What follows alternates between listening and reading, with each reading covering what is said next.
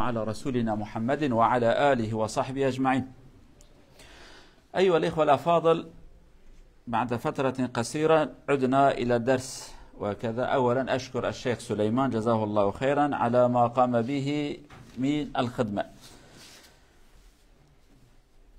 سنتكلم اليوم كذلك حول غزوة أحد، بداية المعركة. قد طولنا معكم ولكن غزوة كبيرة نحتاج إلى الكلام. اليوم سنتكلم حول المعركة ولكن لن ندخل في التفاصيل كثيرا، سننتهي اليوم إن شاء الله من الحرب، ولكن بعد ذلك ما يترتب عليه سنتكلم إن شاء الله. برايد عزيز، أولا بجن جزاه الله خيرا شيخ سليمان، خدا خير قبولك أزيات زحمات ديد ربي عالم سلامتي يبدأ ما تبا إن شاء الله. أما بزفرن درس أخوياكم سر خبر دا جيانا بيغمبر عليه الصلاة والسلام حرب أحد. طبعا حرب أحد ما شاء الله دريج ورمضان كانت نوفي ور حاصل دريج بو ما خلاص نكر حربك دريجة جبراستي حربكي بدردو كلها مصيبتها مازنة لو ما بتشكي دريج بو إن شاء الله إيرو أمي هما شرب تاني خلاص كن شر دست بيكا شر وما سركتن وبنكتن مسلمان أمي بحثا يبتاني بكن إن شاء الله. بداية المعركة أولا في السابق لم يكن هناك صواريخ ولا قنابل ولا طيارات. يأتي رجل من هنا ويقول هل من مبارز، هل يأتي أحد ليحاربني؟ يطلع ما يطلع يحارب يقتل، هذا يقتل. كان هكذا. فيخرج أحد اسمه طلحة ابن أبي طلحة الذي يحمل لواء المشركين ويقول هل من مبارز؟ يقال بأنه كان رجلا شجاعا وقد سموه كبش الكتيبة. الكبش كما تعلمون الذكر من الخرفان يعني. فيخرج إليه زبير رضي الله عنه وينزله من فوق الجمل ويقتله. وحامل اللواء كانوا بني عبد الدار أظن، هكذا هم الذين كانوا يحملون اللواء. يخرج رجل تلو الآخر يحمل اللواء، المسلمون يقتلونه. تقريبا حوالي 10 أشخاص من أسرة واحدة قتلوا كلهم، كانوا يحملون اللواء. كما قلنا في آخر الدرس أبا سفيان قد استفزهم وقال إذا كنتم تتركون اللواء فاتركوه الآن قبل المعركة، وإلا فهم قالوا سترون غدا من الرجال، فقتلوا جميعا وهم يحملون اللواء. إذا بداية المعركة كان هكذا. دسبيكا شار شوابو بري وكأنا بالطيارة الهفنات خصم طيارة وبومبا وروكيت وار بي جي تنبون ظلامة كي دارتي أو دارتي دبي كيميرا براورج مرا جرا بزمان عربي بيجن مبارزة يعني ميدان خواستن فرمت ميري ورم الهفخن تيوك بري كردال هفت قص دارات تشتي وساكنه بون يكي مشركة أبيوان الظلام تبي جرات قوتن باران بو يطيرخ ظلام باران وزانن شنو يعني. أفي شخص دركت قوم ظلام هنا برج مرا دركفن ورحاصله كلام زبير كوري أبي عفوا كوري متى بيخمبر مت يعني بور ديا زبير كنافي صافية خشكا عبد الله متكا بيخمبره. زبير وكا قحرمان زبير سرحش دوايتنا خوارب سريجة كاجي يعني ما نبات دقيقة دقيقة قصاب زبير جمير بو. ورحاصل يكي دي درتي حضرتي علي اللي تخيكي نجا كي جيتك تحزيد بك حضرتي علي راد بي بو خاطري اقرباتي تمناقشي حضرتي علي يناقش دبي بو اقرباتي وتعزيج بون فديكر يعني دسبيك يا ساكنون دسبيك يك جفر افطلحي هانيجي ابي علامه وان بايراق وان دسيودا بو مالباطا برشر وساكنو بو حتى مالباطا هاني دبي هرچي ظلامي اورو هاتون تف هاتون كشتن جوان ابو سفيان قوتو اگر كون في بايراق ما في علامه هاني في رايه هاني دين اما انا دين ما رازيل لكن يعني عادت حرب رايه قابكو بالنكري بقى عسكر خلدورا يكوم تكن قابكو بكي بقى علامات شكستني علامات كوكتن يعني لو ما وانا دبي حتى ظلامي وانا نورمال قديان خدمتكار كيوان او جوان ميرتر در كتيجا اوجي كردستي خو حتى او جهاد كشتن وان انسان تف بفي شكل يعني هر جاري دهاتون مسلمان حمزه جالي كده علي جالي كده زبير جالي كده والحاصل پیغمبر پیلان اکو دانی بو ارچی قهرمان خود دانی بو پیش وی پیلان آنه پیغمبر عولی تلی مليون تفشكان دام كرديين تلی نينوك يوم بريانه لو انخص. طبعا وبعد ذلك بدأت المعركة على جميع الجبهات. وخطة الرسول كما تتذكرون اختيار أفضل المكان، وضع 50 رجلا على جبل يحمون ظهر المسلمين من الفرسان، وجعلوا الشجعانين في المقدمة. بهذا الشكل الرسول صلى الله عليه وسلم استطاع أن بهذه الخطة الجميلة يعوض عن عدد القليل. عدد المسلمين 600 إلى 700 وعدد المشركين 3000، عدد كبير. فبهذا الخطة المحكمة استطاع الرسول صلى الله عليه وسلم أن يتلافى النقص الموجود عندهم. فالمسلمون الحرب بدأ، والمسلمون ما شاء الله العرب كما يقول مثل النار في الهشيم، يعني حينما يكون العشب أصفر والنار يبدأ مباشرة يحترق. فالمسلمون هكذا بدأوا يحصدونهم حصدا. الكفار خلال فترة قليلة فقدوا السيطرة على المعركة. المعركة بيد المسلمين بحكمة خطة النبي صلى الله عليه وسلم المحكمة. پشتێک في شەڕێ وا دەست پێ کرد، ئەمە شەڕ دەست پێ کردی بە کوردیا خۆت بێژن ئاگر و کەت ناڤاوی گیای هانێ وتزانە دەما کۆ دارستان يعني ئۆرمان کە ئەم بێژن دارستان یاژی گیا گاوا حشک بن ئاگر پشکی بێت کەوە یەک و دۆ شەوتە ئەف پیلانێک پێغەمبەردانی بوو، ئەف پیلانە بە عاقل پێنجی حەب سەحابیا دابوو لڤر ئەvê mêr xist bû pêşî û ciyêwan jî en cê baş bû. Yek û dido Müslüman şer ket destê Müslüman bûne hakim. Yek û dido. Halbuki ji mara Müslümana ji kêm e Müslüman 600-700 hebin, kafir 3000 in. 3000 in. Vana 600-700 hebin. Lê vî plana xweş yek û dido şer dest pê kir û Müslüman pêş da çûn. Çiqa Müslüman çûn kafir reviyan. Yani weka ku û dibêjin çi û dibêjin derrase hesada bîçer eva wî şeklê yani ema qut kirin dan pêşiya xwe. Hemze jalîkî da, Elî jalîkî da, viya jalî her kes jalîkî da van qehreman yani Zübeyr jalîkî da, Ömer jalîkî da tev mêr bûn zanî. Yani en sahabiye fakîrek em bêjin pir fakîr bû Ebu Bekir û Ebu Xwe jî bû agir. Ebu Xwe bû qehremanekî halbuki Ebu Bekir zîf bû ne êşar bû yani. Lê weka agir bû wan ketibû. Vî şeklê hani Müslümana di zamanekî hindik da şer ket destê wan. Bi serketin yani kafira kontrola xwenda kir. Kontrola şer ji destê kafira derket. Her sahabî ki ev weke Ebu Ducane ev weke pêxember şûr dayekî jalîkî da Elî jalîkî da Hemze jalîkî da Müslüman bû hakim di vî şerê hanê da o kafir dest pê kirin hêdî hêdî derevin jî. Lê çend tiştê din ê çêbûn.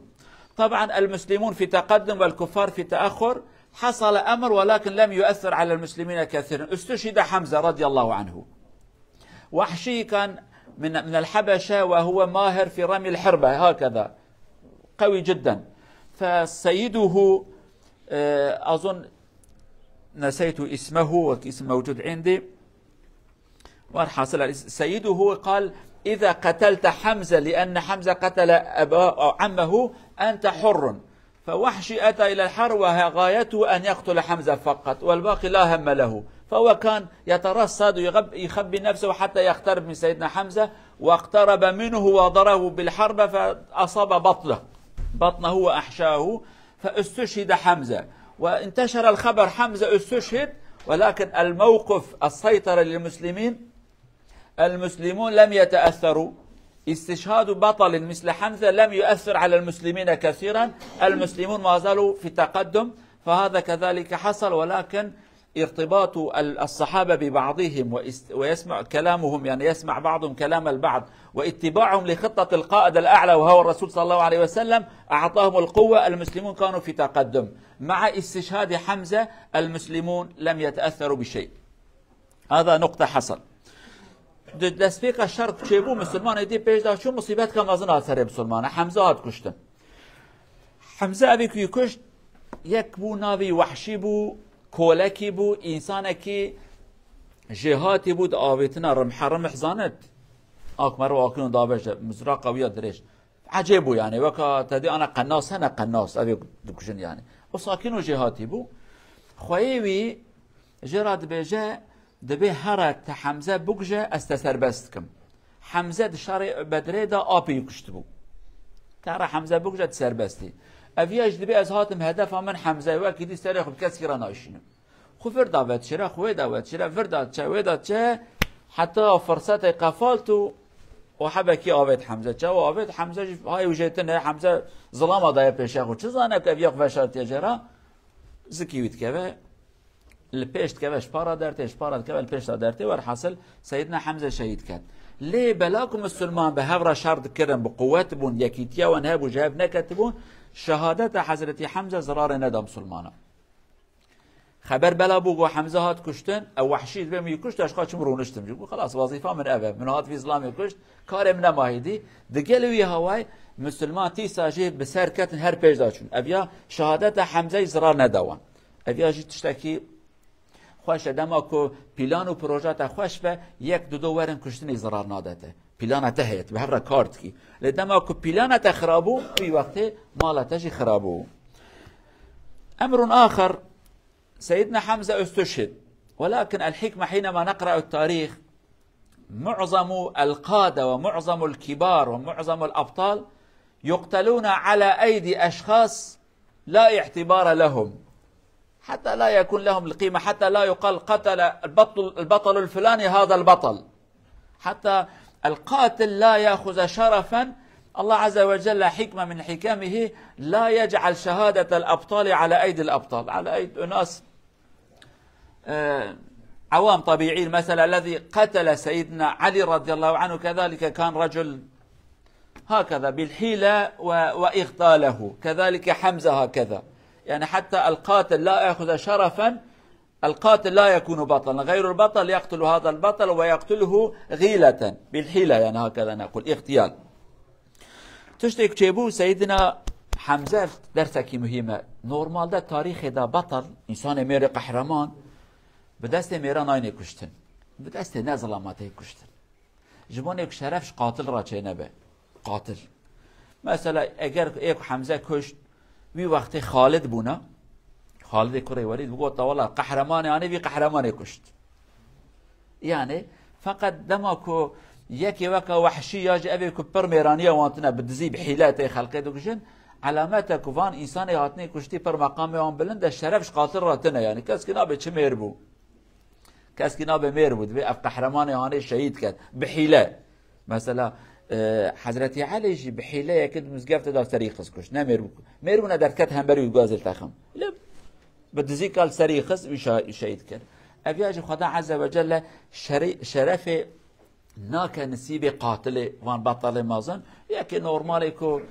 قيمتها يتنا نظلمه كميرك ودركه بجا الظلام مهاكر يكي اواكنا بحيله بدزي بشيطاني وان دكجه او شرفانه خدا ناك نسيب وان انسان هانه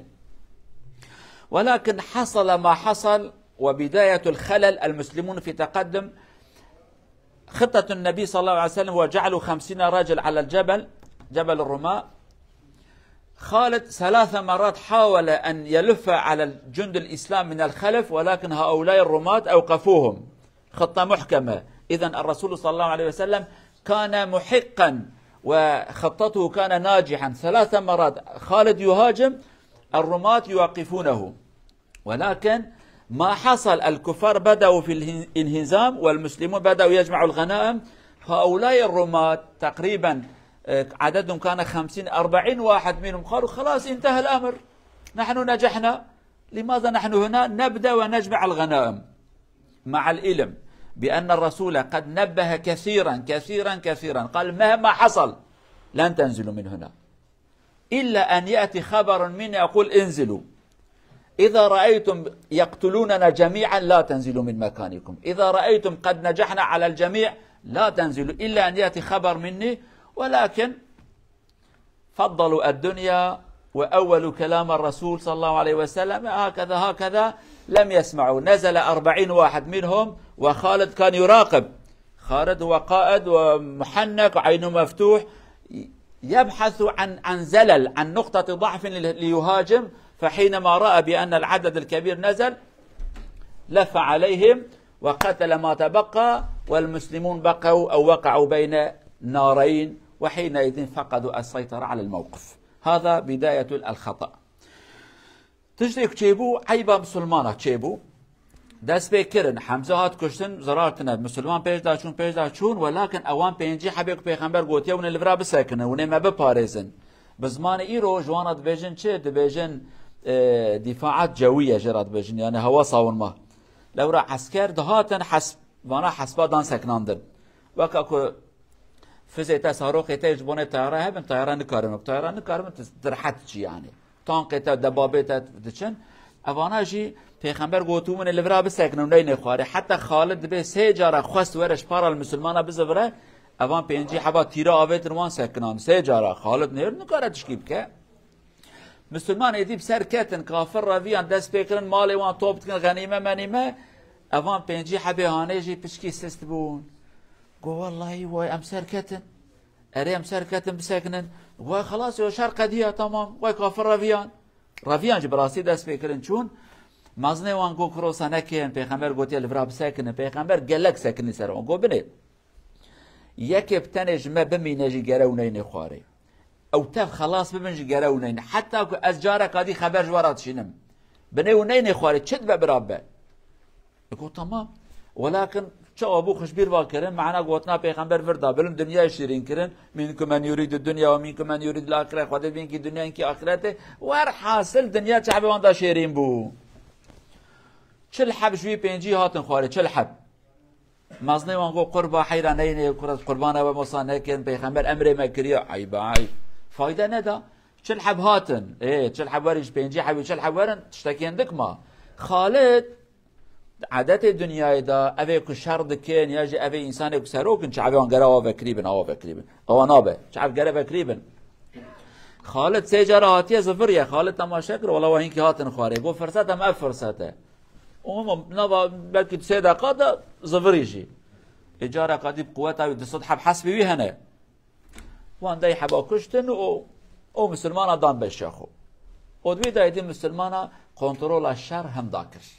مصيبات مازن جوي دس بكر طبعا بعدما التف خالد من خلف الجيش فقد المسلمون السيطرة الكفار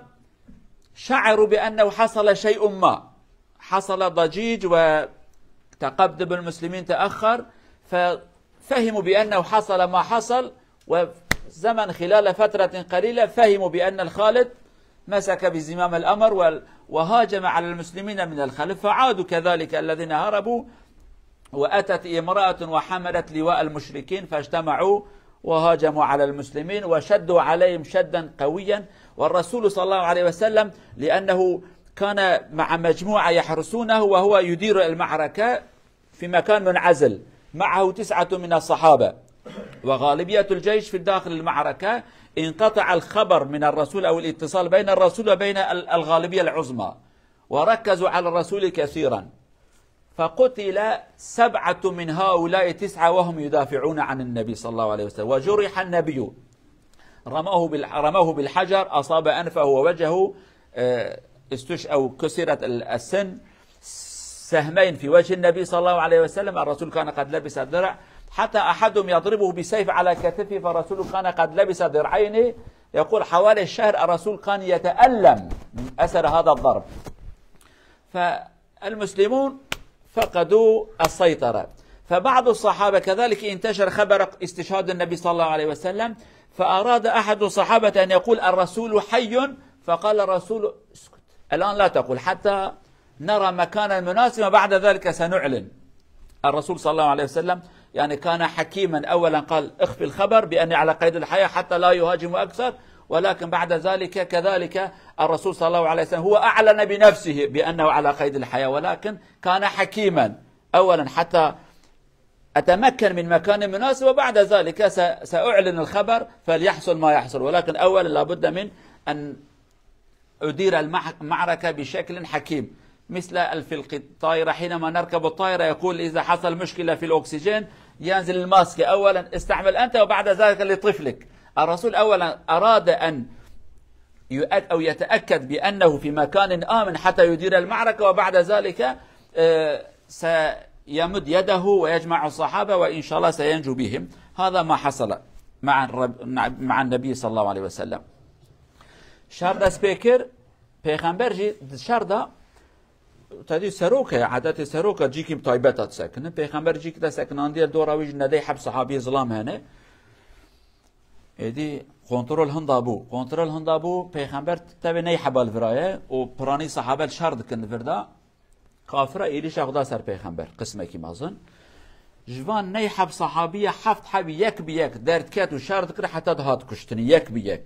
داوی دحب من یک جوانجی طلحه دستکی بریندار بود، دستکی تقریبا پوچ بود، یعنی جرا پیغمبر دگو شهید الحی، یعنی شهید کساخه او جو ساکنو بود. قال لك ليش پیغمبر کرم بيدي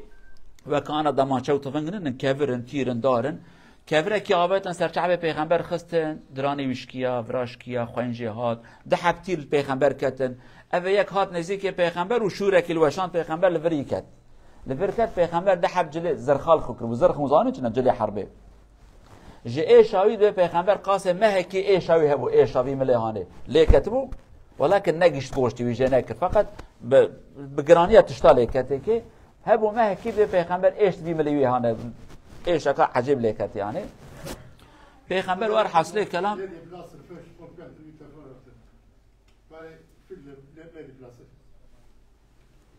مصيبات دوام كير شر دوام كير قراني شيبو وار حاصل بيغمبر علاقة بيغمبر صلى الله عليه وسلم اوبرانية صحابية جاي فندا بكنترولها فندا كرن كنترولها وانما بفي شكل هانه صحابي كي حتى خبر دركت جو پیغمبر هاتیا کشتن دوران کی مصعب کر عمر هات کشتن مصعب قالك شبيه پیغمبر بو بنزري بو جلي حرب دا قوت محمد هات کشتن صحابه كي گویا پیغمبر ساخه پیغمبر کش نبيش دنگي خنك بر انا نظام من اساخم حتى كوز كنترول تجيب كم كنترول بكبه دستمه هم كارم تشتكي كنت انا بيجي شكون دحب والكلاك من مانه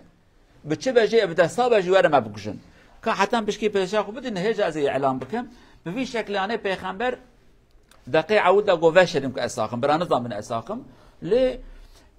خبر حتى دركت پیغمبر شهيد كتياجي تشكي تشيبو صحابه وكا طير دانجن طير باص ما شاء الله هدي فريانو خياندن پیغمبر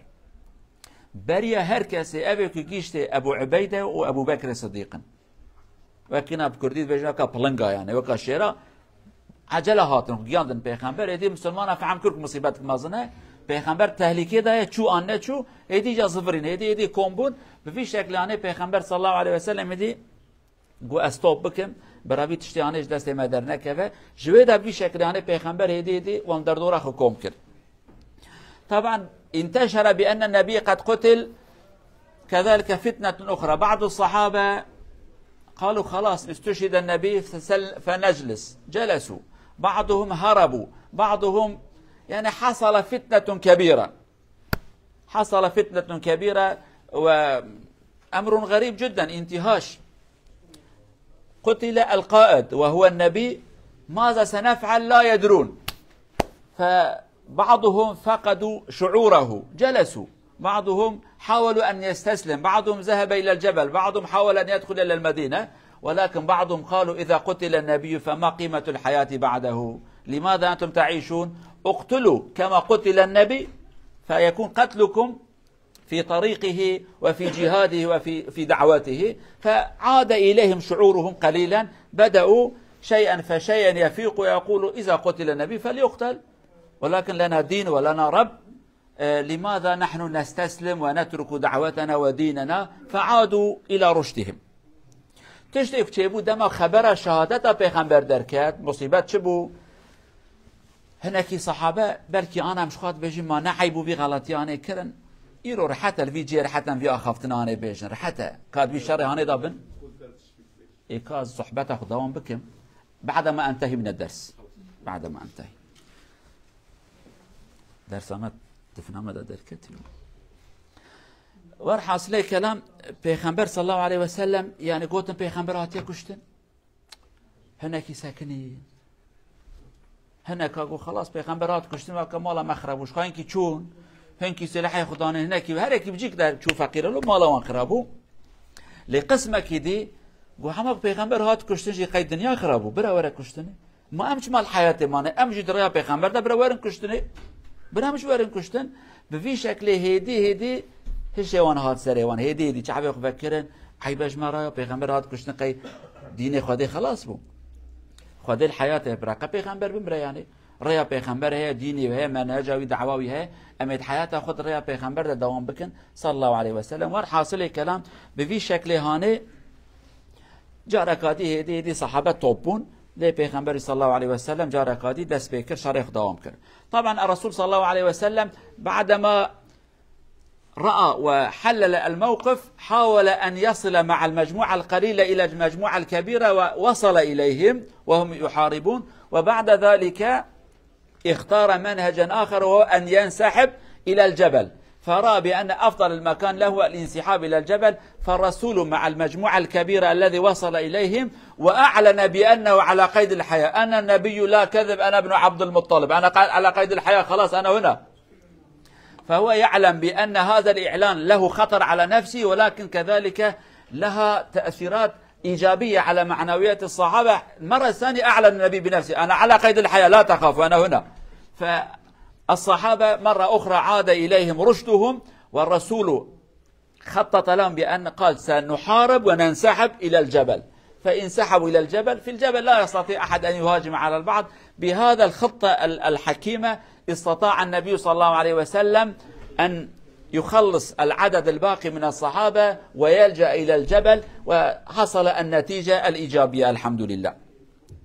تشتك تشيبو بيغمبر صلى الله عليه وسلم بشتكم أناليز من تحليل كر وفي جروبا بتشوكرا جيش جروبا خويا مازن شار كرن حتى جيش جروبا صحابية أبي كود دنوا شر دمانه هر کی جيك دماه دور آن گرتنه جيش توان أداوية بيغمبر إعلان كر جو أساق ماز نمرمه جارات دو يقعد إعلان بكم برا كيف صحابيار أعول حكمت أو كفشرة إعلان نكه أفاد دو يجبونه هم جروبا بقوت بو هم جي كيف صحابية ورا جو أساق ماز نمرمها أساقم از محمد دروتنا جو از كرة عبد المطلب جارنا إنسان بباوی خو كيف خواشت بگلاش بیروانه کن. پیغمبر جی باوی عبدالله بو فقر عبدالله بلا زومر بو کسی عبدالله ناس ند کرد. عبدالمطلب انسان کی بلا بشرف بو. پیغمبر دگو از پیغمبرم دروتنه و از کره عبدالمطلبم جی. باوی مروا انسان کی میر و اوش خوش ها مرد باوی من اب میره هانه. مرو نمیر بج بر باوی خو میرانیت که پیغمبر جی حاشا نکو پیغمبر شکن ظلامه کی پرمازن بو لدنا و عربا دا عادت هانه بود دگو از کره عبدالمطلبم باوی من میر بی اجی میرم ناترسم. به شکل پیغمبر صلی الله علیه و سلم اف گروبا هندک بوان را شر کرو هدی حتی هاسی گشتن چیا خو گشتن چیا دویدا کتن امانت سلامتی جوانا چه بو لی چند تشتی بشو کدنه چه بون. ما حصل أحد اسمه أبي ابن الخلف ليس أمية وأبي إخوة. أبي ابن خلف كان قد قال للنبي في المكة بأني سأقتلك والنبي قال بإذن الله أنا سأقتلك. فهذا رجل على الفرس وهاجم النبي قال إذا لم أقتلك لا حياة لي علي أن أقتلك. فهاجم على النبي الرسول صلى الله عليه وسلم مع أنه قد فقد الدم كثيرا أخذ الربح منهم وهزه هزا ورماه أصابه هنا يعني جرح بسيط ليس كثيرا. فعاد الرجل إلى رفقانه وقال محمد قتلني جرح بسيط. فأصدقائه قال أنت تكبر الأمر يعني ما في شيء. قال والله الألم الذي أنا أشعر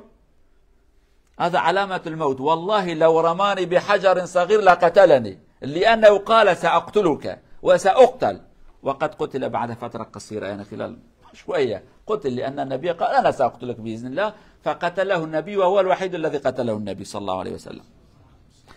تشتكي بالكيش غريب شيبو يكش كافر مكيناوي أبيه بو أبيه المكيش بيخنبر قال محمد والله زي تبوكش أزهر تبوكش بيخنبر قال خدا بجهري أزي تبوكش وفي شهر هاني دايجا شهر دوام تكال حسب قصيارة دبي أي محمد جرس تبوكشم ويريش أي بيخنبر صلى الله عليه وسلم يجلس تبوكشم بيخنبر جبرين دار قوته ده نماية بيخنبر ده خب دناري جا حبكي أكبر من رمح أبي هاني دبي جاب من صحابات بجن بيخنبر أواد سيقدر لقان وكاكو بينجي حبزلان بلاقين أو قم دنجة كجهات أولاد بيخنبر شوا آفته كي ألفان دري يجي كذا كت مش كده بريندار كر ميرك زفري شو قول محمد مكشت قول دكورة برينا قاس فكر عيبة اشترت الترسيات محمد تدوجه وبخاطر محمد كبره كيف تشوف جبابه تامن قرم أزبي بمرم يعني أظهرم إيه ما بكشه أزبي بيجي بمرم يعني هو كبره كيف تشوف جبابه تامن إيه ما بكشتا جمرة قوتي أزي تبكشم والله زي بمرم جاري وانت بين حيرة وتشكي بتشوف كده نترسه قو إيش أكتر فرده هي دبي دنگه قادر تخص قاوة كقايد قيرة پیغمبر آبیت که ما قید فلتباویه کارت فلتایجا و حاصل نظام كان ساعات خلاص بروك برينا خمر يعني قوز بوكش قوتي بكبرك المخ جازي بمرم يعني بكات بيت تفكي فلان كسي بمره يعني بيغمبر تفكر انا جاي بمره او دودا بشكل يعني او شو او جي معجزه كيبو كو بيغمبر قوتو باذن خدا ازت بوكشم او هات كشتن. طبعا الكفار هاجموا مرة أخرى وهم فوق الجبل، الرسول قال انزلوا من هناك، لا يليق بهم أن يكون في مكان أعلى منا. أرسل النبي عمر وبعض الصحابة فأنزلوا من هناك، وبعض الصحابة كانوا رماة. أنا لا أدخل في التفاصيل الكثير، ولكن كثير منهم دافع عن النبي وقد استشهد، بعضهم قد وجدوا فيه ربما 70 جرحى بالسيف بالرمح، فبعضهم لم يعرفوا أهله إلا بأصابعه،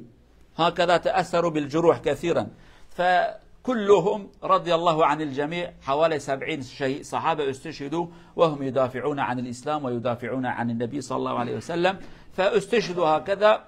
وفي الأخير أبا سفيان قال أين محمد؟ الرسول قال اسكتوا لا تجيبوا. أبا بكر موجود؟ قال لا تجيبوا. عمر موجود؟ لا تجيبوا. الظاهر النبي صلى الله عليه وسلم، النبي وأبا بكر وعمر، أبا سفيان والمشركون كانوا يرونهم الرؤوس الكبار، فإذا قتل هؤلاء إذن سيقول قد نجحنا. فبعد فترة الرسول صلى الله عليه وسلم قال يا عمر أجبه بأننا على قيد الحياة، فقال عمر قد كذبت يا أبا سفيان، محمد الرسول على قيد الحياة وأبو بكر على قيد الحياة وعمر على قيد الحياة. فقال بالله علي، قال بالله كلهم هؤلاء أحياء، قال أنت أصدق مني، أصدق عندي من الذي أخبرنا بأنه قتل. فالرسول صلى الله عليه وسلم قال اعلنوا ونحن على قيد الحياة. هذا كذلك المشركون قالوا يعني يمكن 50% نجحنا و50 ما نجحنا، لأن لم نقتل ولكن قتلنا حمزة أقل شيء. تشتيك شيبو سه جراج ایریش بچوک ایریش سر پیغمبر کردن، پیغمبر وان داز فراندن چون چیالا جی کی بلند پیغمبر گفت وانا بین خواره، وانا گرا جی وان جیمه بلندتر نبه. يعني عمر و چند حبا چون وانانی خواره اینکی صحابه بون تیرا داوتن، تیر وان جار کدید که دست وان جار کدید معجزه خدا یعنی تو ساکن بون. حتی اوه یک پیغمبر بجا تیر کی با وجه یک جوان تیر کی حسن سری داتنه و چو اوت کت کت خواره میره بیاد کشتن معجزه گلک چه بون. لبلاك قوتن محمد هاتيه كشتن صلى الله عليه پیغمبر صلى الله عليه وسلم. ابو سفيان داوي بانكر قو محمد ساخه، پیغمبر قوش خبر ندن برا نظام بن. عمر ساخه قوتنا، ابو بكر قو خبر ندن داوي پیغمبر قو عمر دركب بجم تفساخ. عمر دركت قو ابو سفيان قو قد مراقنا كم تفساخن، پیغمبر جي ابو بكر جي عمر تفساخن. قلت بخداك تراس بيش قو بخداك ما راس بين تفساخن، قو لا تراس خبر دي قو ابيك مره قوتيه من محمد كشتيه او وقت راسنا يعني ابي كوكوتين پیغمبر كشتيه دجلي حرب دا شكل پیغمبر ومصعب وكهبو دبي شكل انا دا قوم كشتيه، ولكن بر حاصل كافر تبدا بسر نكتن لي ام حفتاتي بحث شهيد وتشتي وان بكن شهيد صحابيه نقطه كادن يجي ام داويه بيجن. طبعا حينما بدا الكفار بالانصراف الرسول صلى الله عليه وسلم قال لعلي انظر اليهم هل سيركبون الجمل ام يركبون الفرس؟ إذا كانوا يركبون الجمل إذن يريدون مكة، وإذا ركبوا الفرسان سيهاجموا على المدينة. فتابع الأخبار سيدنا علي ورأى بأنهم قد ركبوا الجمل، قال إذن غايتهم مكة وليس غايتهم المدينة المنورة، فاطمأن المسلمون بأنهم لن يهاجموا على المدينة. تشتكي دي كافرة دي خطوب كرقو تمام كارما خلاص، ولكن تشتكي ما پیغمبر قو حج بابانا يهرن مدينة آني بزفرن أو جرى تجربة لازمة. حضرت علي رضي علي هر دوری و تماشا که وانا حسباس یارد من الحشره دواس یارد من كل حسباس یارن وانا هر سر مدینه كل دواس یارن دوا علامات ریا دوره وانا هر مکه. حضرت علي چو تماشا که قولا دواس یاربونه گفت تمام وانا دی بر خدانه مکه اوناچ المدینه به شکل شر قضيه اجى حفتاتي خدا عمري ما ادريش که بحثا في مصيبات الشهيده ودفن وان وقهرمانيه هناك شهيد ذاتي بيغمبر در حق وانا شغوتي ام بحثا يمكن. الى ان نلتقي في الجمعه القادمه، ابقوا في حفظ الله ورعايته، والسلام عليكم ورحمه الله وبركاته. الاخ الذي يريد ان يتكلم اين هو؟ تخوذ بيجت اخي تعال.